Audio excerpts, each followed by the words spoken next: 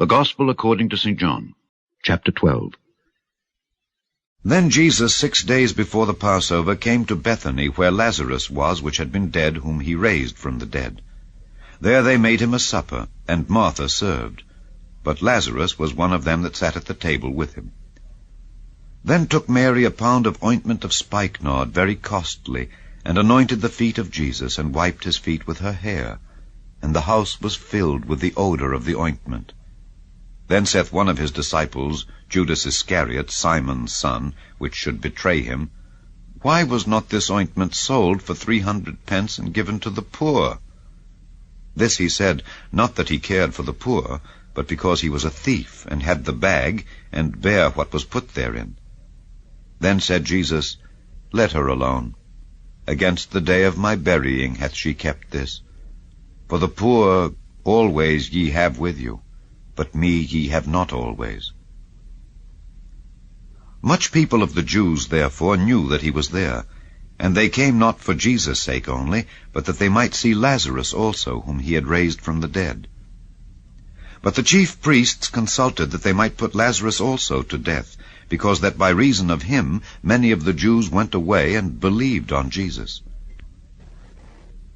On the next day, much people that were come to the feast, when they heard that Jesus was coming to Jerusalem, took branches of palm trees, and went forth to meet him, and cried, Hosanna, blessed is the King of Israel that cometh in the name of the Lord. And Jesus, when he had found a young ass, sat thereon, as it is written, Fear not, daughter of Zion, behold, thy King cometh, sitting on an ass's colt. These things understood not his disciples at the first. But when Jesus was glorified, then remembered they that these things were written of him, and that they had done these things unto him. The people therefore that was with him, when he called Lazarus out of his grave, and raised him from the dead, bear record. For this cause the people also met him, for that they heard that he had done this miracle. The Pharisees therefore said among themselves, Perceive ye how ye prevail nothing? Behold, the world is gone after him. And there were certain Greeks among them that came up to worship at the feast. The same came therefore to Philip, which was of Bethsaida of Galilee, and desired him, saying, Sir, we would see Jesus. Philip cometh and telleth Andrew, and again Andrew and Philip tell Jesus. And Jesus answered them, saying, The hour is come that the Son of Man should be glorified. Verily, verily, I say unto you, except a corn of wheat fall into the ground and die, it abideth alone. But if it die, it bringeth forth much fruit. He that loveth his life shall lose it, and he that hateth his life in this world shall keep it unto life eternal. If any man serve me, let him follow me, and where I am, there shall also my servant be. If any man serve me, him will my Father honor. Now is my soul troubled, and what shall I say? Father, save me from this hour. But for this cause came I unto this hour. Father, glorify thy name. Then came there a voice from heaven, saying, I have both glorified it, and will glorify it again. The people therefore that stood by and heard it said that it thundered. Others said, An angel spake to him. Jesus answered and said, This voice came not because of me, but for your sakes. Now is the judgment of this world. Now shall the prince of this world be cast out. And I, if I be lifted up from the earth, will draw all men unto me.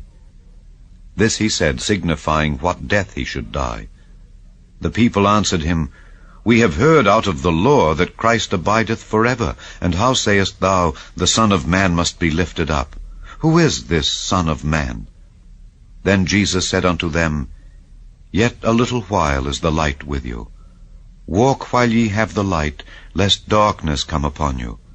For he that walketh in darkness knoweth not whither he goeth. While ye have light, believe in the light, that ye may be the children of light. These things spake Jesus, and departed, and did hide himself from them.